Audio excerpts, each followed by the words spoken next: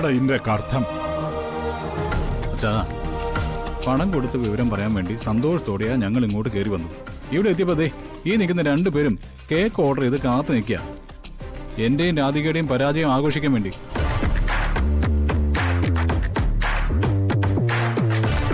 അയ്യോ, അങ്ങനെയൊന്നുമില്ല. ചെറിയമ്മയ്ക്ക് ഒരു കേക്ക് വേണമെന്ന് പറഞ്ഞപ്പോ ഞാൻ ഓർഡർ ചെയ്തു, അത്രേ ഉള്ളൂ.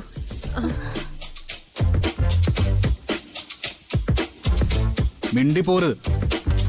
ഇത്രയും കഷ്ടപ്പെട്ട് എന്റെ ഏട്ടത്തെയും ചെറിയമ്മയും കേക്ക് ഓർഡർ ചെയ്ത് കാത്തിരിക്കുമ്പോ അത്യാവശ്യം അവർക്ക് സന്തോഷം വന്ന ഒരു കാര്യം ഞങ്ങളും ചെയ്യണ്ടേ? എങ്ങനെയുണ്ട് ഏടത്തി? എന്നെ കൊണ്ട് ആവുന്ന രീതിയിൽ ഞാൻ കരഞ്ഞിട്ടുണ്ട്, വിശ്വസിച്ചല്ലേ? എടാ, അവര് രണ്ടുപേരുടെയും കാര്യം അവിടെ നിക്കട്ടെ, ഞങ്ങളെ കൂടി വിഷമിപ്പിച്ച് കളഞ്ഞല്ലോടാ.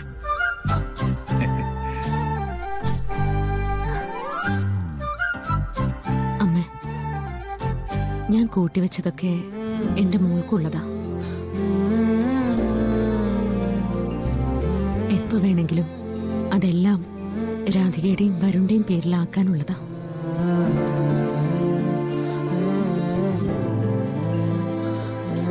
ഇപ്പൊ ഞാൻ എടുത്തു കൊടുത്ത പണം എന്ന് പറയുന്നത് ആ അർത്ഥത്തിൽ അവരുടെ പണം തന്നെയാ. അവരുടെ പണം അവരുടെ ജീവിതത്തിന് വേണ്ടിയല്ലേ ഉപയോഗിക്കേണ്ടേ?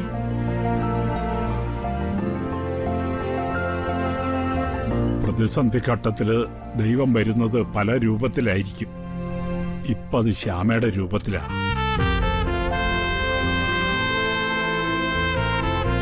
ഓ, ഇനി മതിയടി അഭിനയിച്ചത്. ആ കണ്ണൊക്കെ ഒന്ന് തുടക്കി, വെറുതെ മനുഷ്യനെ പേടിപ്പിച്ചിട്ട്. സോറി അമ്മേ.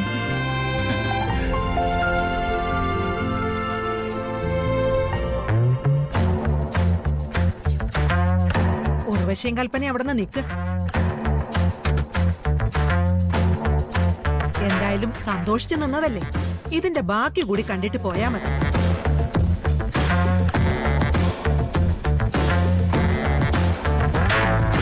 മോളെ രാധിക, പൂജാമുറി പോയി വിളക്ക് കൊളുത്ത്.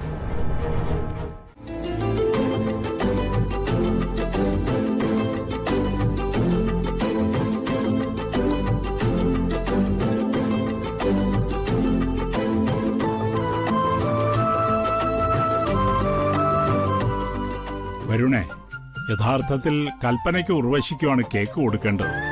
രാധിക വന്ന നിമിഷം മുതൽ അവളെ ഇവിടുന്ന് മാറ്റാൻ ഇവര് ചെയ്ത നീക്കങ്ങളാണ് നിങ്ങൾക്ക് പിന്നിൽ പാറ പോലെ ഉറച്ചു നിൽക്കാൻ ബാക്കിയുള്ളവർക്ക് കാരണമായത്. അപ്പൊ അവര് കഴിക്കട്ടെ, കൊടുക്ക.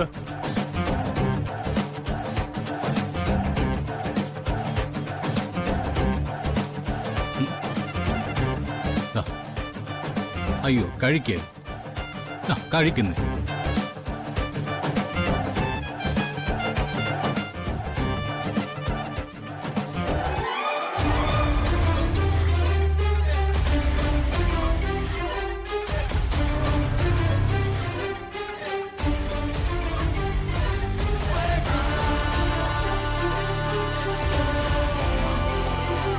കഴിക്ക് കൽപ്പനെ.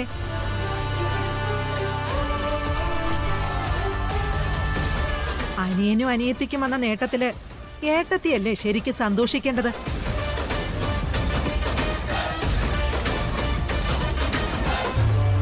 കഴിക്കാൻ പറഞ്ഞില്ലേ?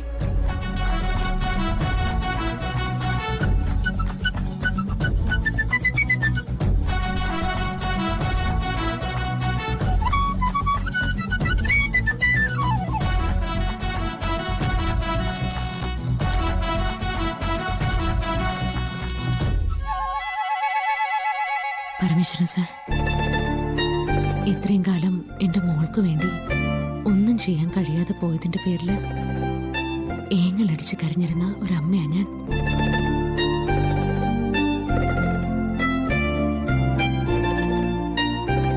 ജീവിതത്തിൽ ആദ്യമായിട്ട് എന്റെ മോൾക്ക് വേണ്ടിയും അവളുടെ ഭർത്താവിന് വേണ്ടിയും എന്തെങ്കിലും ഒന്ന് ചെയ്യാൻ എനിക്ക് കഴിഞ്ഞു.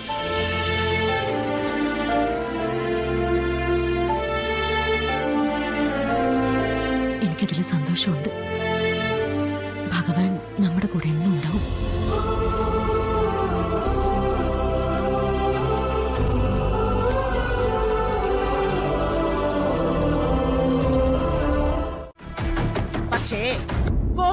കോടികളാണല്ലോ ദേവാ. ഞങ്ങള് രണ്ടുപേരും തിരിച്ചു വന്നിരിക്കുന്നതേ കോടീശ്വരികളായിട്ടാ.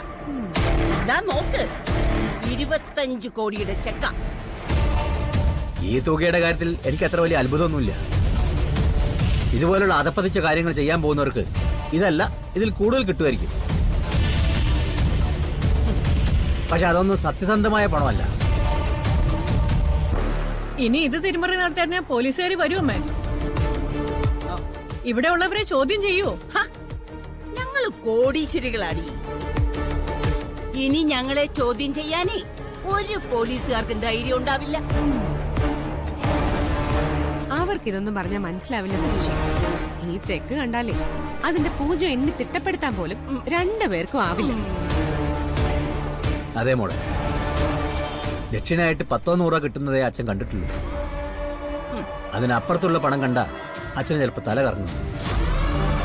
പ്രത്യേകിച്ച് അത് നേരായ വഴിക്ക് നേടുന്നതല്ലെങ്കിൽ. എടാ, ഈ പണം ഞങ്ങള് നേരായ വഴിക്ക് തന്നെ നേടിയതാ. നീ വാടി മോളെ. നിക്ക്, ഈ വീട്ടിനകത്തേക്ക് കയറാൻ ഞാൻ സമ്മതിക്കില്ല. ഇവിടെ കുറച്ച് അന്തസ്സുള്ളവർ മാത്രമേ ജീവിക്കാവൂന്ന് ഞാൻ തീരുമാനമെടുത്തിട്ടുണ്ട്. എന്റെ വീട്ടിൽ മയക്കുമരുന്ന് കച്ചവടക്കാർക്കൊന്നും സ്ഥാനമില്ല. ഇറങ്ങി പോരാണ്ട് വരും. അങ്ങനെ പോകാൻ മനസ്സില്ലെങ്കിലോ? പിടിച്ചിറക്കും ഞാൻ രണ്ടെണ്ണത്തിന്. അമ്മ എന്ന ഔദാര്യം നീ കാണിക്കില്ല. എന്നാ പിന്നെ അതെനിക്കൊന്ന് കാണണം. അമ്മ വെറുതെ ബഹളം ഉണ്ടാക്കാൻ നിൽക്കണ്ട. അമ്മ ചെയ്തതിനൊക്കെ അമ്മയ്ക്ക് തിരിച്ചടി കിട്ടിക്കൊണ്ടിരിക്കുക. രാധികയുടെ കാര്യം അറിഞ്ഞാലോ? ഇത്രയും കാലം അമ്മ ആക്ഷേപിച്ചവള് യഥാർത്ഥത്തിൽ ആരാണെന്ന് അറിഞ്ഞില്ലേ? ഓ, അതിന്റെ അഹങ്കാരമാണോ ഭാര്യയും ഭർത്താവും കാണിക്കുന്നത്? അയ്യോ, എനിക്കത് മനസ്സിലായില്ലായിരുന്നു.